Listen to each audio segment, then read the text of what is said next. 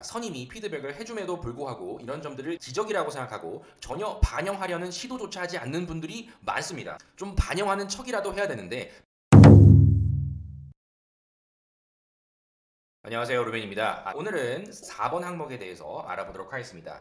여러분들은 스스로 부족한 점을 찾고 개선점을 찾으려고 노력을 하셔야 되는 분들이고요. 피드백을 요청을 하셔야 된다. 자발적으로 하셔야 된다. 그래야 본인의 역량을 스스로 향상시킬 수 있는 그런 자기개발 능력을 어필할 수 있는 게 아니냐, 이런 부분을 지금 묻고 있는 거죠. 당시 자발적으로 요청했던 그 이유가 무엇이고 받았던 피드백을 통해 역량 향상을 위해서 본인이 노력했던 그 노력이 무엇이냐, 이렇게 묻고 있습니다. 역량에는 지식과 기술과 태도가 있죠. 역시나 여러분들이 이 항목을 어려워하는 이유는 피드백을 요청을 해봤던 경험이 없는 겁니다. 피드백을 요청을 받을 정도의 그런 분이 없으셨을 수도 있고요. 내부 상황상 그럴 만한 상황이 전혀 아니어서 주먹구구식으로 일을 했던 분들도 많이 있을 겁니다. 그래서 경험이 없기 때문에 이 자소서가 어려운 겁니다.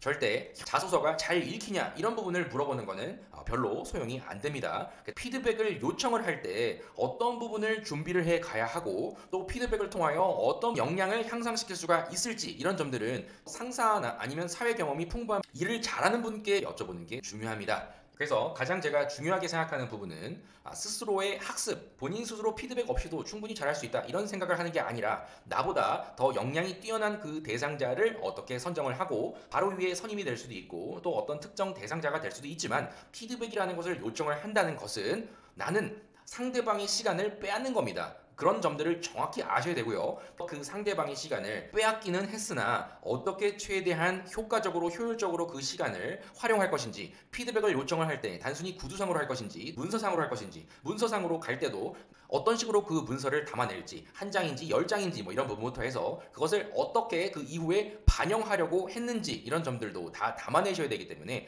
피드백을 요청한다는 점 자체가 명확한 의도가 있어야 됩니다. 그래서 이 자소서에서도 힌트가 있는데요. 내 역량을 향상시키기 위한 피드백을 요청해야 된다라는 겁니다. 그래서 단순히 질문만 하는 게 아니라 나의 역량을 향상시키기 위한 그 피드백, 그 이전 단계를 어떻게 준비했느냐라는 것부터 여러분들이 아셔야 됩니다. 그리고 일반적으로 보면 어떤 조직에서든 피드백이라는 것을 요청을 하는 분들보다는 피드백을 받아야 하는 분들이 훨씬 더 많을 겁니다. 그러다 보니 중요한 것을 상사가, 선임이 피드백을 해줌에도 불구하고 이런 점들을 지적이라고 생각하고 전혀 반영하려는 시도조차 하지 않는 분들이 많습니다. 좀 반영하는 척이라도 해야 되는데, 피드백이라고 하는 것은 나의 더 나은 직무 역량을 그래도 향상시킬 수 있도록 도움을 주고자 하는 시도인데, 이런 반영하려는 시도조차 하지 않고 그냥 그대로 본인 고집대로 하는 분들이 상당히 많습니다. 가장 일을 잘 못하는 분들의 특징이기도 합니다. 물론 중요한 부분은 피드백을 제공하는 사람도 상대방의 역량을 객관적으로 보고 최대한 상대방이 더 일을 잘 할 수 있도록 이끌어주는, 그래도 일을 잘하시는 분, 또 존중받는 인물, 그분이 해주셔야 그나마 피드백이 좀 더 살기는 합니다. 근데 대부분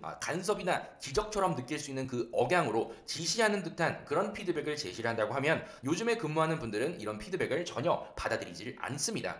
물론 아닌 분도 있겠지만 일반적으로 보았을 때, 그래서 피드백을 제공하는 분도 상대방 기준으로 생각하고 좀 비언어적인 부분도 고려를 해서 더 일을 잘할 수 있도록 유도를 해주는 그런 피드백이 좋다라는 것을 아셔야 되고요. 그리고 피드백을 받는 사람도 역시나 피드백을 받고 거기서 끝이냐, 아니면 그 피드백을 반영해서 더 나은 거를 만들 것이냐, 이런 태도에 따라서 조직 내의 나의 평가가 달라집니다. 물론 본인의 역량도 상당히 많이 향상시킬 수가 있기 때문에 이런 작은 태도 하나로 인해서 조직에서 얼만큼 이 사람이 인정을 받고 성장하느냐가 나타납니다. 하지만 아까 말씀드렸지만 피드백을 받고자 했을 때는 반드시 이 피드백을 제공하는 분의 시간을 뺏는다는 생각을 피드백을 요청하는 사람은 하셔야 됩니다. 상당히 중요한 부분입니다. 그래서 얼만큼 최대한 그 시간을 효율적으로 활용을 할 수 있는지를 잘 고려를 하셔서 가져가셔야지, 단순히 궁금하다고 질문사항만 잔뜩 가져가서 묻는 그런 행위는 절대 피드백이 아닙니다. 반드시 내가 피드백을 받음으로써 내가 맡게 될 그 업무에 미치게 될 긍정적인 영향에 대해서 반드시 고려를 하고, 이런 점들이 피드백 과정에서 잘 드러나야만 피드백을 주는 사람도